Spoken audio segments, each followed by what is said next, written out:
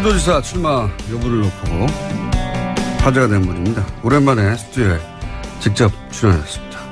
이재명 성남시장 모셨습니다. 안녕하십니까? 네, 반갑습니다. 예. 그 지지율이 1%대였을 때가 있었어요. 그때는 저희가 아무 때나 섭외를 할 수 있었거든요. 네. 예. 근데 대선 출마 지금부터는 섭외가 엄청 어려워. 그렇습니까? 예. 올챙이 쪽을 잊어버렸다. 제가 이제 대선 경선 끝나고, 이제 몇 달 동안은 어쨌든 경쟁을 했던 사람 입장에서 이 선발된 선수가 이제 국민들의 관심을 받고 또 거기에 집중할 수 있도록 비켜서 있는 게 좋다. 그런 입장도 있었고, 저도 좀 쉬어야 되고 해서 그런 거지 우리 총수님이 불렀으면 당연히 왔죠. 요번에 좀 미뤄진 측면이 있어요. 여러 번 불렀는데 잘 안 오고 그래가지고. 네. 자, 대선 얘기 잠깐만 해보자면. 네. 얻은 게 뭐고 이런 게 뭡니까? 이번 대선 경선 과정에서 제일 많이 이기고 얻은 사람이 저라고 그러더라고요. 그러니까 기초단체장. 예. 기초단체장이 나름의 성과를 냈다고는 하지만 일국의 국가 지도자 선발전에 어쨌든 후보 선수 예선전이라 뛸 수 있다는 건 영광인데, 그런 정도만 해도 엄청나게 얻은 거죠. 맞습니다. 예. 처음 있는 일입니다. 처음 있는 일이죠. 예. 앞으로도 그렇게 쉽지 않은 일인데. 다른 나라에서도 사례를 찾기 힘듭니다. 예. 기초단체장 정도가 대선 후보로 마지막 순간 계속 거론됐다는 거는 예. 얻으신 거고. 이런 얻은 거는 게 예를 들면 그거 말고 또 있죠. 그건 개인적인 거고. 예. 저는 이제 우리 개혁 진보 진영의 의제들을 저는 우리 대한민국 사회에 중요한 의제로 만들어냈다라는 점, 예를 들면 기본소득이든지 정세든 또는 재벌 개혁 문제라든지 공정사회, 공정성장 이런 것들을 우리 국민들이 많이 공감하게 되지 않았냐는 생각을 합니다. 네, 이런 것들도 있죠. 근데 그건 사실 아주 매우 부수적인 것이고. 아니, 이런 것들 중심을 좀 얘기해 주세요. 이런 거라면 좀 좋은 기회였는데, 이게 또 막상 경쟁에 매몰되다 보니까, 좀 원래 가야 될 길에서 약간 벗어난 측면들이 있죠. 평정심도 좀 잃으신 적도 있죠. 그런 것도 있죠. 화도 나고, 또 가끔씩은 과도한 욕망, 이런 게 분출되기도 하니까, 제일 결정적으로 좀 힘들고 좀 오버가 됐을 때 그런 때였던 것 같아요. 서울시장 미략설 이런 게 있었지 않습니까? 그러니까 우리 지지층들이 저를 의심하기 시작한 거예요. 일면 그런 의심을 할 만한 정황도 사실 있었고, 예를 들면 당대표냐, 대선 경선이냐, 이럴 때, 어쨌든 다른 여러 사람들의 요청도 좀 있었던 측면이 있어서 그걸 접었던 것도 있고, 예를 들면 이기려고 하는 사람의 자세가 맞냐, 이런 의심을 하고 있는 터에 서울시장을 하기로 내락을 하고 짜고 치는 고스톱이다, 이런 좀 소문이 광범위에 퍼지니까. SNS를 너무 많이 했다 이런 생각 안 하세요? 그런 것도 있죠. 제가 하지 말라고 그렇게 말씀드렸는데. 그래서 저희 했는데, 그건 실제로 그 얘기 맞는 말씀이었는데, 그 당시에는 좀 잘 안 받아들여지더라고요. 그렇죠. 바쁘니까. 바쁘기도 하고. 할 일도 많고. 눈앞에 벌어지는 일이니까. 지금은 오히려 제가 안 하잖아, 그죠? 그렇죠. 원래 지금 더 많이 해야 되는데, 그때 비하면. 그 평정심을 조금 유지하지 못했던 면이 있어서. 그 정도 규모의 선거 싸움을 처음 해보셨으니까 이거는 배운 게 많으셨을 것 같아요. 그럼요. 다음에는 그러면 안 되겠다는. 지휘자는 좀 멀리서 높이 서서 흥분하지 말아야 되고 평정심, 냉정함을 유지해야 되는데. 그러나 최전선에 서가지고. 그러니까 이게 마이너의 습성이 남아있는 거죠. 예를 들면 메이저가 돼야 되잖아요. 아니, 시장님은 사실 이해가 가는 측면은 뭐냐면 혼자 힘으로 여기까지 왔어요. 사실. 그래서 그런 거죠. 그 혼자 힘으로 습성이 남아있다 보니까. 돌파해서 어려운 사정이 생기면 모두들 포기할 때 혼자 힘으로 최전선에서 계속 돌파해서 오다 보니까 대선도 혼자 힘으로 돌파할 수 있을 줄 알았던 거죠. 맞습니다. 어떤 상황들이 그래서 제 부족함이. 잘못하셨죠? 그럼요. 제 부족함이 많이 노출된 거죠. 많이 이제 보완해야 되겠죠. 알겠습니다. 2달 전쯤에 제가 뵀을 때 그러면 앞으로 성남시장 3선이냐 경기도지사냐 서울시장이냐 세 가지 옵션이 있는데 뭐 하실 거냐고. 일단은 사실 1년씩이 남았고요. 내부적으로 제 의견이나 이런 건 정리해가는 단계가 분명하지만 아직은 이거 하겠다 저거 하겠다 이렇게 명시할 단계는 아닌 것 같아요. 세 가지 중에 가장 가능성이 그나마 높은 건? 뭐 그렇다 찍기는 좀 그렇고 제가 그렇다 잘 안 넘어가거든요. 예. 그래요? 근데 그러면 순리 따라가는 게 제일 좋다. 그 결정을 가를 변수는 뭡니까? 예를 들어 박원순 서울시장님이 서울시장 3선에 도전하느냐 안 하느냐. 아, 별로. 저는 그거는 별로 큰 변수는 아닙니다. 극단적인 사례를 들어본 거지. 예를 들어서 서울시장에 박원순 시장이 3선 도전을 한다고 그러면 서울시장에 도전하는 가능성은 좀 낮아지는 거 아닙니까? 사실 매우 낮아지겠죠. 큰 변수 많네요. 아니. 근데 안 하더라도 그러면 서울로 갈 거냐. 그건 전혀 다른 문제죠. 그러니까 박원순 서울시장이 한다고 하면 가능성이 낮아지지만 박원순 시장이 서울시장에 도전하지 않는다고 하면 그럼 내가 가느냐. 그건 자동이 아니다. 네, 그거는 그래서 제가 순리라고 하는 얘기를 하는데 성남시장이나 아니면 작은 역할들은 자기가 선택해서 그 의지가 관철될 수가 있습니다.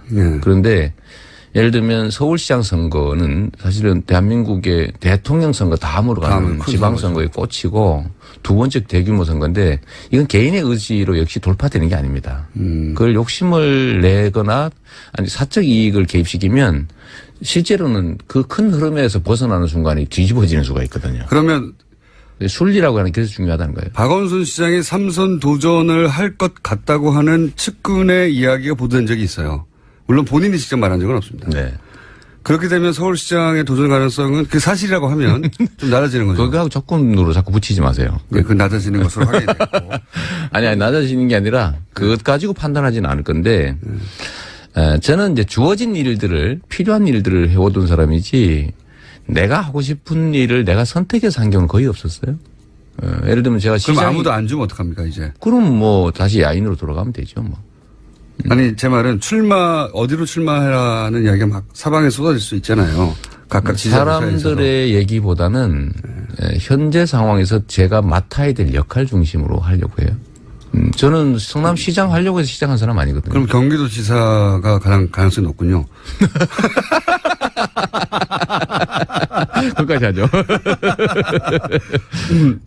남경필 지사가 현직인데. 요새 푸시업 하시느라고 바쁘시대. 푸시업이요? 네. 역시 관심이 많구나. 네. 아니, 어제 기사가 났더라고요. 되게 재밌는 기사예요. 그래서 제가 페이스북에 들어가 봤는데. 네. 계속 푸시업을 하고 계시더라고요. 체력 관리. 왜냐하면 이제, 이재명이 오는구나. 붙어야 되니까. 그거 되게 재밌으시더라고요. 네. 네. 자, 그럼 남경필 지사하고, 다음 지방선거에서는 경쟁하는 것으로. 푸시업으로? 네, 푸시업이 됐든 어쨌든. 저는 장애인이라서 푸시업은 자신이 별로 없는데. 큰일 났네요. 당내 경선이 더 어렵지 않습니까, 오히려? 지금 현재 상태는 그렇게 보이죠. 그러니까 경기도지사 하겠다는 분들도 좀 있지 않습니까, 당내? 이분 저분들 말씀들 많이 나오던데요. 그러니까 다 알아보고 있어 지금 보니까. 또 모든 가능성. 저는 이순신 작전을 되게 좋아하는데 23전 23승 했잖아요. 예. 그런데 그게 우연히 이긴 것도 아니고 저는 그 작전의 결과라고 보거든요. 그중에 제일 좋은 작전이 뭐냐면 질 전쟁을 하지 않는다. 예. 이길 전쟁만 하죠. 왜냐면 피할 수 있으니까 그죠. 박원순 시장한테는 안 된다는 거고 그러면. 왜 이러세요? 두 번째는 이길 수 있도록 준비하는 거죠. 치열하게. 모든 가능성. 그래서 남경필 도지사 체력도 측정하고 있군요.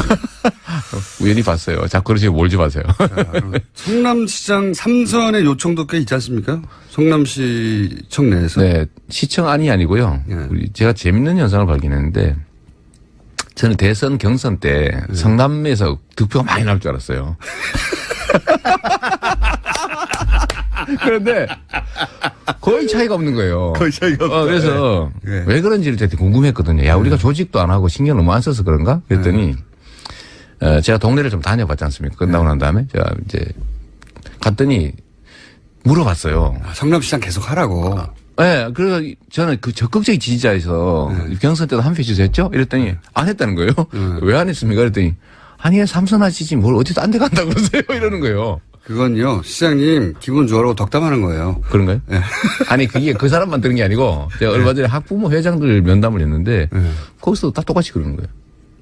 그래서 다 같이 덕담하는 겁니다. 그런가요? 네. 그래서 안 되겠다 이거. 그분들은 그냥 문재인 후보가 좋아서 찍은 거예요. 그거 말고 예를 들면 교복 이런 거 다음에 누가 이렇게 저렇게 극렬하게 반대하는데 관철해 주겠냐. 학교 교육 지원 사업 이런 거 상당히 호평받고 있는데 예, 내가 없어질 가능성이 높다 이런 걱정을 하고 있더라고요. 그 시장님 중심으로 생각하시는 거고요.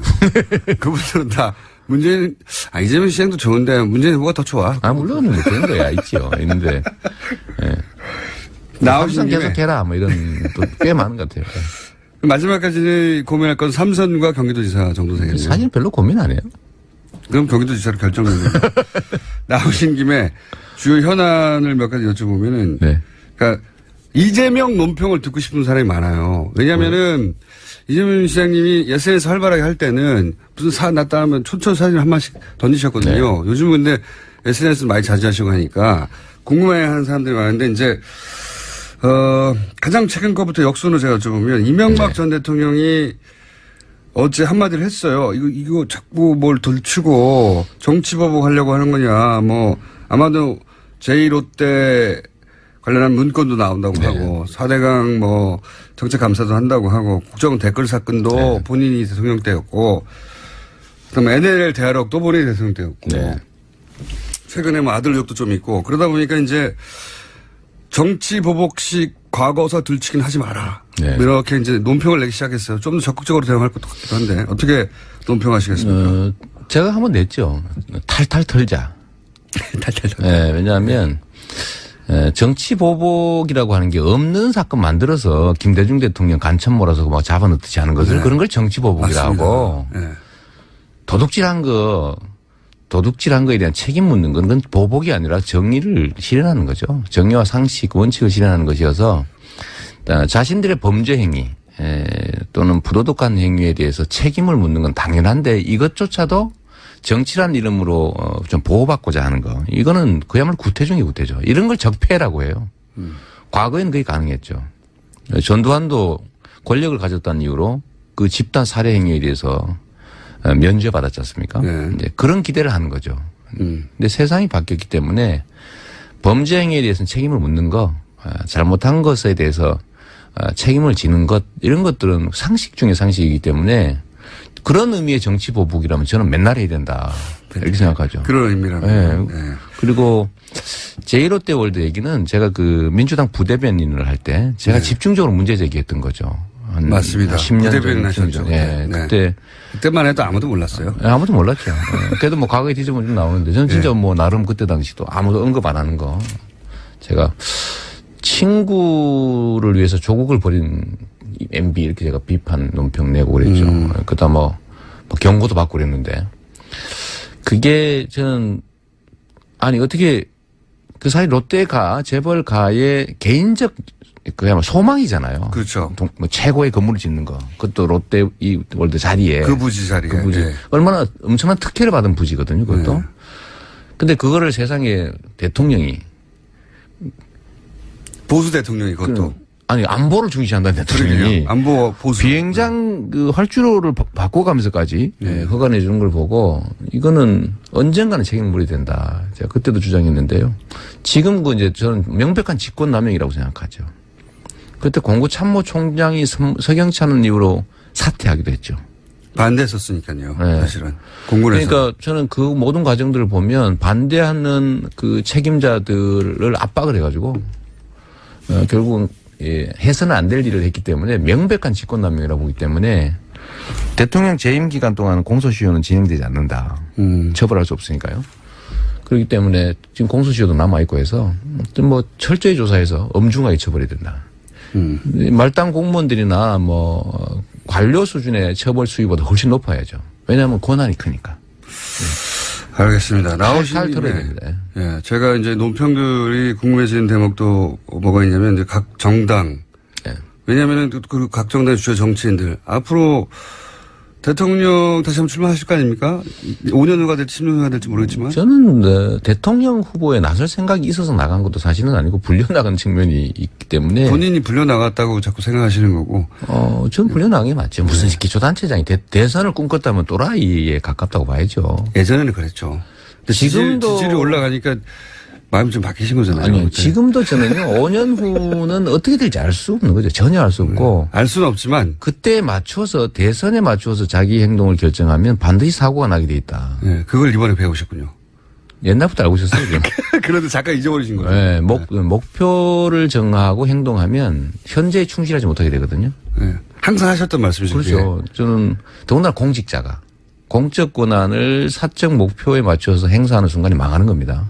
그래서 준비는 되어 있어야 한다고 하셨으니까. 최선을 다해야죠. 그래서 제가 이제 궁금한 것은 최근의 정세에 대해서 어떤 식으로 판단을 하는가 혹은 잠재적인 경쟁자들에 대해서는 어떻게 판단하는가 혹은 각 정당의 미래에 대해서 어떻게 판단하는가 제가 여쭤볼게요. 네. 잠깐만. 나오신 김에 국민의당 재보조작 사건 마무리 단계잖아요. 네. 이 사건 관련해서 아직 해결되지 않은 점이 있다고 생각하십니까? 저는 그 국민의당이 이번에 예를 들면 팩트를 조작해가지고 조작해서 공작을 했다는 걸 보니까 저 당이 정말 저기 국민의 당이 맞냐. 그야말로 사적 욕망을 추구하기 위해서 범죄 행위도 마다하지 않는 그야말로 저기 당이 아닌 거죠. 그래서 너무 세게 나가시죠. 아니 당 아닙니다 저거는. 당이 아닙니다 정말. 그래서 저는 쉽지 않을 거라고 봐요. 존속조차도 쉽지 않을 거다. 해소되지 않은 의혹이 있는가? 그건 잘 모르겠어요. 저도 법조인이라서 그래서 여쭤본 건데. 법률가라서 예를 들면 판결이나 법적 결정에 대해서는 논평하는 게 되게 조심스러운 측면이 있습니다. 왜냐하면 책임을 져야 되니까. 뭐 지금 현재 뭐 열심히 수사하고 있으니까 다 국민의당의 존속되기가 쉽지 않을 것이다. 앞으로 계속해서. 쉽지 않을 겁니다. 뭐 그 변곡점은 지방선거 정도 된다고 보시는 겁니까? 뭐 지방선거는 어떻게든지 뭐 견뎌내겠죠. 왜냐하면 국회의원 숫자가 있으니까. 그런데 3년 후에 지금처럼 한다면 애매한 태도, 그냥 국민들이 봤을 때 뭐 반성하지 않고 있구나. 저 사람들한테 뭘 맡길 수 있을까 이런 생각을 하게 하면 존속이 어렵겠죠. 이건 어떻습니까? 추경 통과 과정도 그렇고 야당의 공조 없이는 도저히 안 되는 게 명백한 현실인데. 네. 그래서 이참에 국민의당과 합당하자 결국 해야 한다라고는 이야기가 예를 들면 우상호 의원처럼 원내대표로서 원내에 이제 조율을 해본 사람 그런 경험을 가진 분들로 계속 나와요. 이건 어떻게 생각하십니까? 네. 큰 정치판에서는 제가 보기에는요. 무리를 하면 꼭 사단이 벌어집니다. 자연적 흐름에 맡겨놓는 게 좋을 것 같고 일부러 밀어붙이면 예를 들면 한 발짝 빨리 가냐 한 발짝 늦게 가냐 차이가 정말로 큰데 뭐 예를 들면 그런 의도를 내비치는 것조차도 약간의 또 무리가 생길 수 있어서 전 자연적 흐름에 맡겨놓으면 국민에 의해서 저절로 정리될 거라고 봐요. 인위적으로 그런 계획을 세우거나 그런 말 하지 말자. 예, 그건 뭐 자연스럽게 되지 않겠습니까? 자유한국당 얘기를 좀 해보면 자유한국당의 미래는 어떻게 보십니까? 방금 국민의당은 존속이 어렵다. 3년 후까지는. 자유한국당은 저는 소망을 섞어서 좀 얘기하면. 소망을. 청산되는 게 바람직하죠.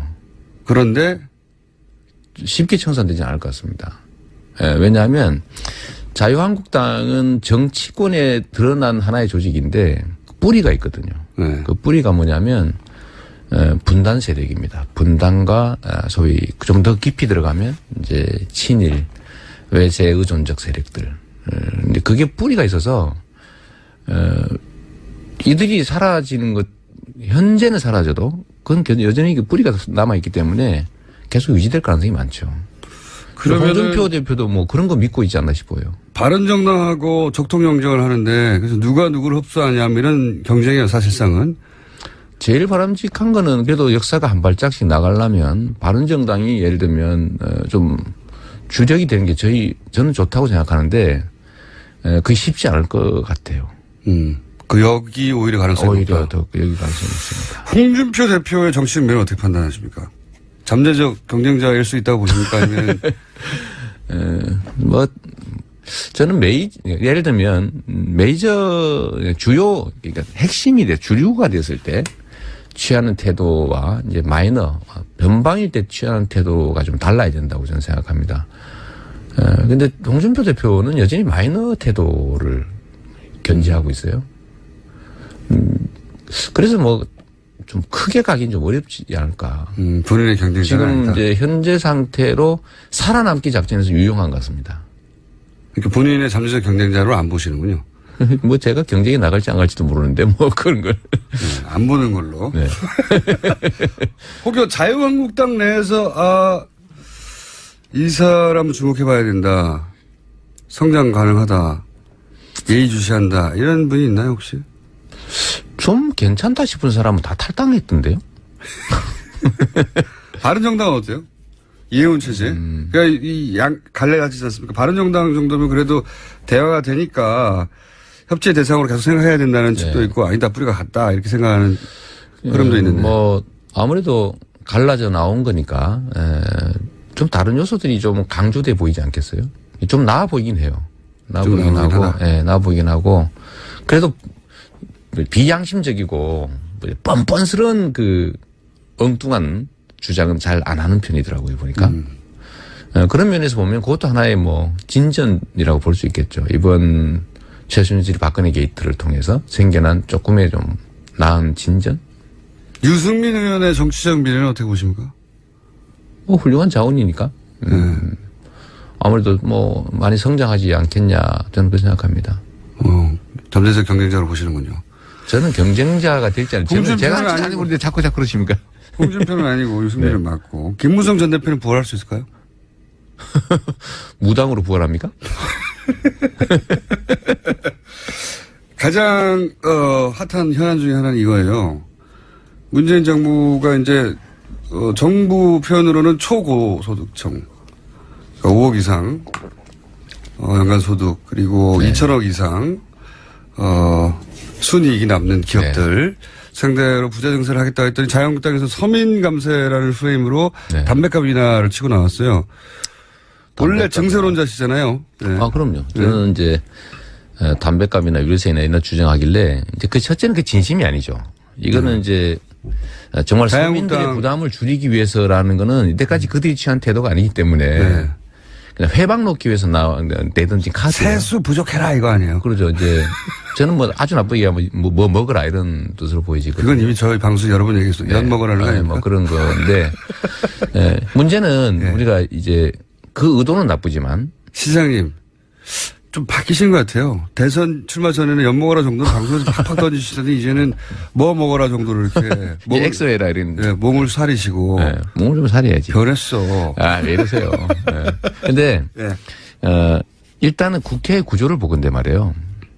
좀 현실적으로 이런 얘기를 한번 해봐야 됩니다. 제가 며칠 전에 그 얘기를 들었는데 지금까지 우리의 경험에 당론으로 정한 입법이 통과된 얘기가 없다는 거예요. 당론을 정한 순간 상대방이 극렬하게 막습니다. 그래서 뭔가 우리가 정책적 목표를 두고 추진해서 국민들한테 득이 될 것 같으면 무슨 수로 써서라도 막았기 때문에 안 된다는 거예요. 그럼 우리 증세하자 그러면 지금 현재 국회 구조에서 쉽게 되겠습니까? 어렵죠. 당연히 안 되죠. 그런데 저 사람들이 소위 이제 어깃장을 놓자고 감세를 들고 나오는데 감세도 사실 좋은 요소가 있습니다. 우리가 조세 부담률을 올리고 그다음에 복지를 확대하자는 건 국민들이 동의해요. 총액으로 증세해야 된다라는 점을 87%가 동의한다는 거 아닙니까? 그러면 그 방법이 뭐냐 도대체. 부자를 증세하는 슈퍼리치. 얘기한 대로 슈퍼리치들 증세를 좀 하고 만약에. 거기까지 다 동의해요. 대부분. 그런데 서민 감세를 하자고 하면은 증세분이 줄어들어서 마이너스가 되면 안 되잖아요. 그렇잖아요. 그럼 감세된 만큼 소위 슈퍼리치 증세를 더하면 되죠. 더하자. 자본소득 증세라든지. 말하자면 담배값 인하 같은 것도 1조가 되면 증세를 1조 더하면 되죠. 그러면 예를 들면 소득 격차를 해소하는 데 도움이 되죠. 뭐 대단한 비법이 있을 줄 알았더니 아니었고요. 아니죠. 아닌데 이거 한번 생각해 보세요. 이쪽 줄이고 이쪽 더 올리자. 그럼요. 왜냐하면 자유한국당 입장에서는 저거 절대 포기 안 할 겁니다. 왜냐하면 공격거리가 되니까요. 그럼요. 그렇기 때문에 국회는 원래 하나씩 주고받아야 되거든요. 그럼 네 것도 해줄게. 우리 것도 하자.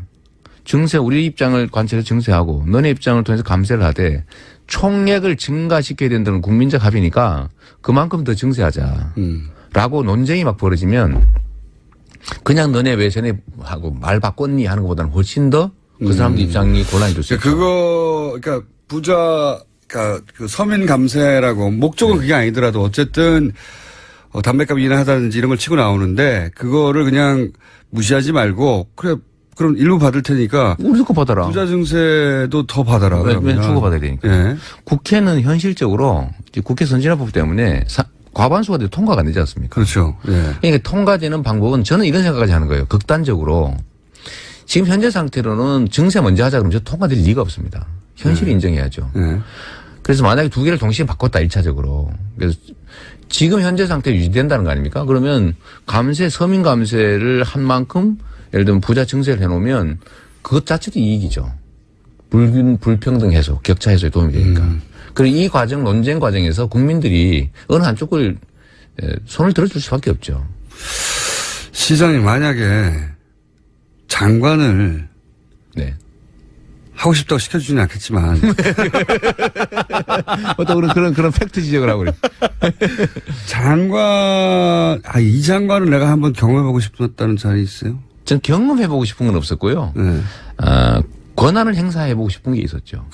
좋아요. 그런 표현으로 바꿔서. 노동부. 네. 노동부 장관이 되면 어떻게 바꾸실 생각이세요? 일단은 네, 노동 시간 줄이는 것은 네. 지금 현재 상태로도 할 수 있는 게 참 많습니다.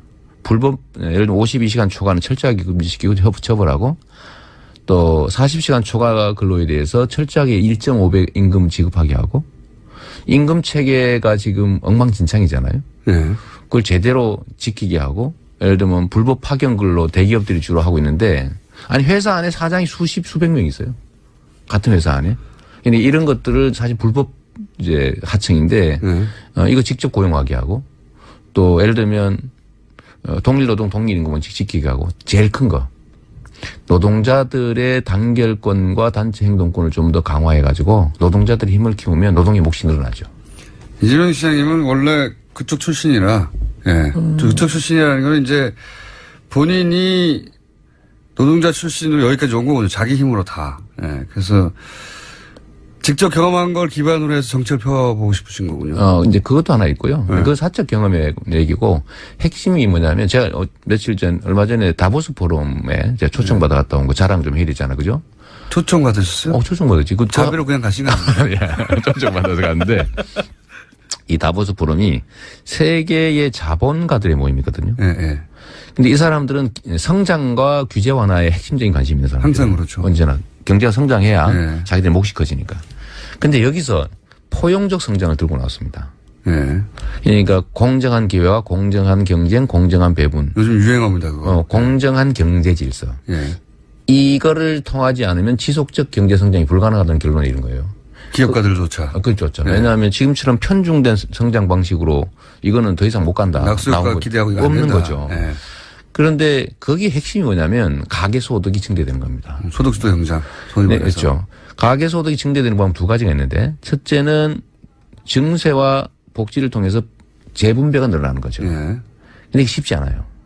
두 번째는 산업 경제 현장에서 노동자 가계의 몫이 늘어나는 겁니다. 근데 이거는 결국은 노동자들의 힘이 강화돼서 가능한 거지 최저임금을 올리는 방식도 사실은 어쩔 수 없이 하는 거거든요. 그건 첫 조치일 뿐이죠. 어쩔 수 없이 하는 거예요. 하도 엉망이니까. 근데 노동자들의 힘이 강화되면 현장에서 자율적으로 그게 해결될 수 있어요. 어느 정도까지. 알겠습니다. 자, 시장님 오늘은 저희가 여기까지밖에 시간을 준비를 못했는데 그래도 겨우 이거 하려고 지금 여기까지 아침 6시에 한 30분 하셨어요, 그래도. 그래, 본인이 1시간까지 이 시간을 차지할 정도가 안 됩니다, 지금. 좀 더 키워야 돼. 좀 더 큰 다음에 와야 되겠네요. 대선 후보였을 때는 가능했었는데. 알겠습니다. 이제는, 기초단체장이지 않습니까? 그러게요. 꼭 아픈 데를 콕콕 찌르십니다. 그렇지만 저희가 자주 모시려고 합니다. 네. 앞으로 백수는 아니지만 대선 후보에 비하자면 훨씬 덜 불러주지 않습니까? 여기저기서. 네, 맞습니다. 덜 불러주기 때문에. 이것만도 감지덕지합니다. 지금 라디오 어디 가보세요. 30분 주나 시간 안 줍니다 이제. 이재명 시장님. 알겠습니다. 본인의 처지를 정확하게 인식하시고요. 앞으로 뉴스공장에서 이재명 시장님을 현안에 있을 때마다 자주 모시는 걸로 하고 그리고 말투가 조심스러워지셨어요. 다시 제가 그 얘기 하나만 할게요. 이게 저보고 왜 자꾸 튀냐 이렇게 얘기를 해서 벼룩은 튀어야 눈에 띈다. 그냥 튀어가지고는 이제 벼룩이 아니다. 이제는 안 튀어도 보인다. 제가 근데 예를 들면 가장 마지막 단계는 소가 되는 건데. 네. 소가 튀면 어떻게 됩니까? 미친 소 되잖아요. 아직 소까지는 안 했잖아요. 못 갔지. 네. 못 갔지만. 지금 어디쯤 오셨습니까? 뭐, 토끼 정도? 그럼 튀어주셔야죠. 네. 아, 토끼는 튀지는 않습니다. 토끼가 튀면 문제가 생기는 거지. 오랜만에 나오셔가지고 자제를 많이 하신 것 같고요. 네. 다음에 자주 모셔가지고 토끼 이재명을 소개해드리도록 하겠습니다. 지금까지 감사합니다. 성남시장 이재명 시장이었습니다. 감사합니다. 네, 고맙습니다. 도지사 출마 여부를 놓고 화제가 된 분입니다. 오랜만에 스튜디오에 직접 출연하셨습니다. 이재명 성남시장 모셨습니다. 안녕하십니까? 네, 반갑습니다. 예. 그 지지율이 1%대였을 때가 있었어요. 그때는 저희가 아무 때나 섭외를 할 수 있었거든요. 네. 예. 근데 대선 출마 지금부터는 섭외가 엄청 어려워. 그렇습니까? 예. 올챙이 쪽을 잊어버렸다. 제가 이제 대선 경선 끝나고, 이제 몇 달 동안은 어쨌든 경쟁을 했던 사람 입장에서 이 선발된 선수가 이제 국민들의 관심을 받고 또 거기에 집중할 수 있도록 비켜서 있는 게 좋다. 뭐 그런 입장도 있었고, 저도 좀 쉬어야 되고 해서 그런 거지 우리 총수님이 불렀으면 당연히 왔죠. 요번엔 좀 미뤄진 측면이 있어요. 여러 번 불렀는데 잘 안 오고 그래가지고. 네. 자, 대선 얘기 잠깐만 해보자면. 네. 얻은 게 뭐고 이런 게 뭡니까? 이번 대선 경선 과정에서 제일 많이 이기고 얻은 사람이 저라고 그러더라고요. 그러니까 기초단체장. 예. 기초단체장이 나름의 성과를 냈다고는 하지만 일국의 국가 지도자 선발전에 어쨌든 후보 선수 네. 예선전이라 뛸 수 있다는 건 영광인데, 그런 정도만 해도 엄청나게 얻은 거죠. 맞습니다. 예. 처음 있는 일입니다. 처음 일이죠. 예. 앞으로도 그렇게 쉽지 않은 다른 일인데. 나라에서도 사례를 찾기 힘듭니다. 기초단체장 정도가 대선 후보로 마지막 순간 계속 거론됐다는 거는 네. 예. 얻으신 거고. 이런 얻은 거는 게, 예를 들면 그 말고 또 있죠. 그건 개인적인 거고. 예. 저는 이제 우리 개혁 진보 진영의 의제들을 저는 우리 대한민국 사회에 중요한 의제로 만들어냈다라는 점, 예를 들면 기본소득이든지 정세든 또는 재벌 개혁 문제라든지 공정사회, 공정성장 이런 것들을 우리 국민들이 많이 공감하게 되지 않았냐는 생각을 합니다. 네, 이런 것들도 있죠. 근데 그건 사실 아주 매우 부수적인 것이고. 아니, 이런 것들 중심을 좀 얘기해 주세요. 이런 거라면 좀 좋은 기회였는데, 이게 또 막상 경쟁에 매몰되다 보니까, 좀 원래 가야 될 길에서 약간 벗어난 측면들이 있죠. 평정심도 좀 잃으신 적도 있죠. 그런 것도 있죠. 화도 나고, 또 가끔씩은 과도한 욕망, 이런 게 분출되기도 하니까, 제일 결정적으로 좀 힘들고 좀 오버가 됐을 때 그런 때였던 것 같아요. 또 서울시장 미략설 이런 게 있었지 않습니까? 네. 그러니까 우리 지지층들이 저를 의심하기 시작한 거예요. 일면 그런 의심을 할 만한 정황도 사실 있었고, 예를 들면 당대표냐, 대선 경선이냐, 이럴 때, 어쨌든 다른 여러 사람들의 요청도 좀 있었던 측면이 있어서 그걸 접었던 것도 있고, 예를 들면 이기려고 하는 사람의 자세가 맞냐, 이런 의심을 하고 있는 터에 서울시장을 하기로 내락을 하고 짜고 치는 고스톱이다, 이런 좀 소문이 광범위에 퍼지니까. SNS를 너무 많이 했다 이런 생각 안 하세요? 그런 것도 있죠. 제가 하지 말라고 그렇게 말씀드렸는데. 그래서 저희 했는데, 그건 실제로 그 얘기 맞는 말씀이었는데, 그 당시에는 좀 잘 안 받아들여지더라고요. 그렇죠. 바쁘니까. 바쁘기도 하고. 할 일도 많고. 답답하고. 눈앞에 벌어지는 일이니까. 네. 지금은 오히려 제가 안 하잖아, 그죠? 그렇죠. 원래 지금 더 많이 해야 되는데, 그때 비하면. 그 평정심을 조금 유지하지 못했던 면이 있어서. 그 정도 규모의 선거 싸움을 처음 해보셨으니까 이거는 배운 게 많으셨을 것 같아요. 그럼요. 다음에는 그러면 안 되겠다는. 지휘자는 좀 멀리서 높이 서서 흥분하지 말아야 되고 평정심, 냉정함을 유지해야 되는데. 그러나 최전선에 서가지고. 그러니까 이게 마이너의 습성이 남아있는 거죠. 예를 들면 메이저가 돼야 되잖아요. 아니, 시장님은 사실 이해가 가는 측면은 뭐냐면 혼자 힘으로 여기까지 왔어요. 전쟁을 하지 않는다. 네. 이길 전쟁만 하죠. 왜냐면 피할 수 있으니까, 그죠? 박원순 시장한테는 안 된다는 거고, 그러면. 왜 이러세요? 두 번째는 이길 수 있도록 준비하는 거죠. 치열하게. 모든 가능성. 그래서 남경필 도지사 체력도 측정하고 있군요. 우연히 봤어요. 자꾸 그러시고 몰지 마세요. 성남시장 3선의 요청도 꽤 있지 않습니까? 성남시청 내에서. 네. 시청 안이 아니고요. 예. 제가 재밌는 현상을 발견했는데 저는 대선 경선 때 성남에서 득표가 많이 나올 줄 알았어요. 그런데 거의 차이가 없는 거예요. 거의 차이가 없다. 그래서 예. 왜 그런지를 되게 궁금했거든요. 야, 우리가 조직도 안 하고 신경 너무 안 써서 그런가? 그랬더니 제가 동네를 좀 다녀봤지 않습니까? 끝나고 난 다음에 제가 이제 갔더니 물어봤어요. 성남시장 계속 하라고. 네, 그래서 저는 그 적극적인 지지자에서 경선 때도 한 표 주셨죠? 이랬더니 안 했다는 거예요. 왜 안 했습니까? 그랬더니 아니, 삼선 하시지 뭘 어디 딴 데 간다고 그러세요? 이러는 거예요. 그건요, 시장님 기분 좋으라고 덕담하는 거예요. 그런가요? 네. 아니, 그게 그 사람만 들은 게 아니고 제가 얼마 전에 학부모 회장들 면담을 했는데 거기서 다 똑같이 그러는 거예요. 그래서 다 같이 아이, 덕담하는 겁니다. 아, 그런가요? 예. 그래서 안 되겠다 이거. 그분들은 그냥 문재인 후보가 좋아서 찍은 거예요. 그거 말고 예를 들면 교복 이런 거 예. 다음에 누가 이렇게 저렇게 극렬하게 반대하는데 관철해 주겠냐.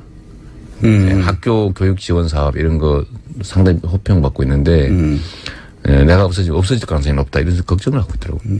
그 시장님 중심으로 생각하시는 거고요.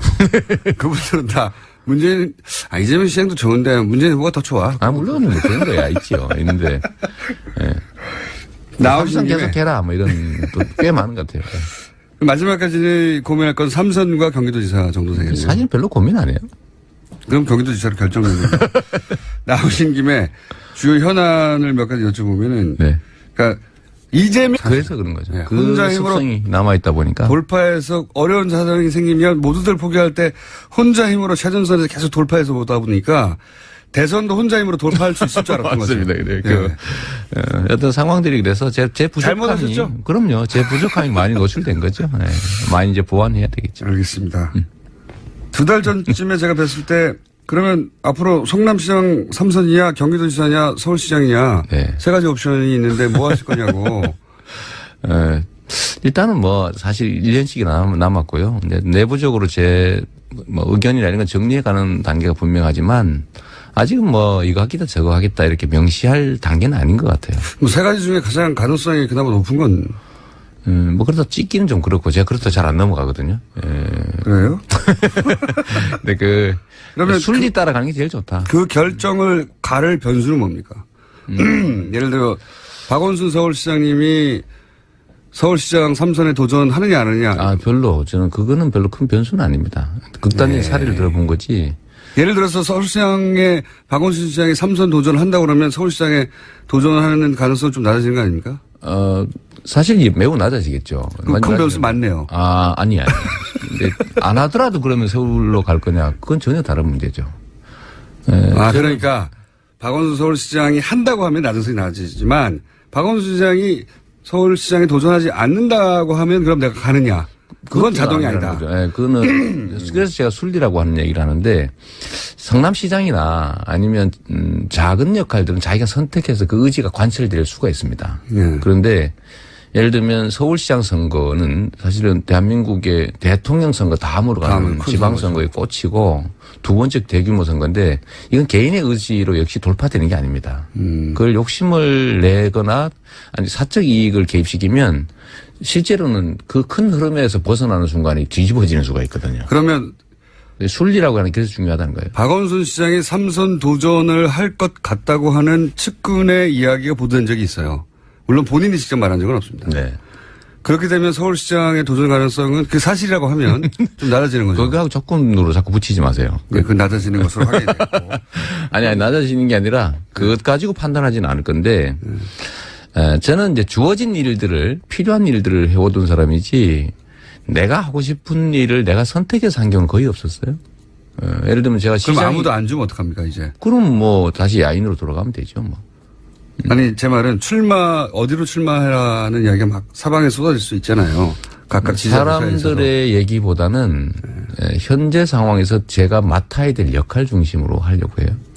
저는 성남시장 하려고 해서 시작한 사람 아니거든요. 그럼 경기도지사가 가장 가능성이 높군요. 그것까지 하죠. 남경필 지사가 현직인데. 요새 푸시업 하시느라고 바쁘시대. 푸시업이요? 네. 역시 관심이 많구나. 네. 아니, 어제 기사가 났더라고요. 되게 재밌는 기사예요. 그래서 제가 페이스북에 들어가 봤는데 계속 푸시업을 하고 계시더라고요. 체력 관리. 왜냐하면 이제, 이재명이 오는구나. 붙어야 되니까. 그거 되게 재밌으시더라고요. 네. 네. 자, 그럼 남경필 지사하고, 다음 지방선거에서는 경쟁하는 것으로. 푸시업으로? 네, 푸시업이 됐든 어쨌든. 저는 장애인이라서 푸시업은 자신이 별로 없는데. 큰일 났네요. 당내 경선이 더 어렵지 않습니까, 오히려?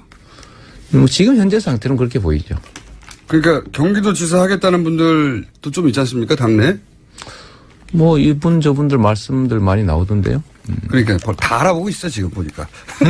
또 모든 가능성. 저는 이순신 작전을 되게 좋아하는데 23전 23승 했잖아요.